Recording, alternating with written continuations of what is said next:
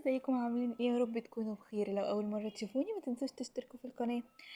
تعالوا بقى نعمل مع بعض كفته بطريقه سهله وبسيطه، وهتعمليها في اقل من 5 دقايق كده وانتي واقفه. معايا هنا ربع كيلو لحمه مفرومه وبصلتين كبار، وطبعا التوابل اللي انتي بتحبيها: ملح، فلفل، بابريكا، كركم، بس كركم ما تكتريش هنا منه. المكون الاساسي هنا معايا فيجيتار ناعم حامي او بارد حسب ما انتي بتحبي. حطي منه من 4 ل5 معالق. بس هنا نعجنها كويس قوي علشان النسيج بتاعها يكون ماسك في بعضه كده، ولما نيجي نصبعها ما تفكش مننا.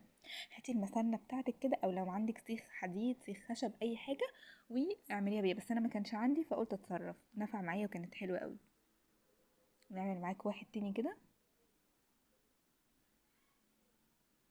الطريقه دي انا لسه معتمداها يعني من فتره مش كبيره، بس من اول ما جربتها وانا ما بستغناش عن الفيجيتار فيها. انا خلصت كل الكميه. الربع كيلو عمل معايا 10 صوابع بس محترمين كده زي ما انتوا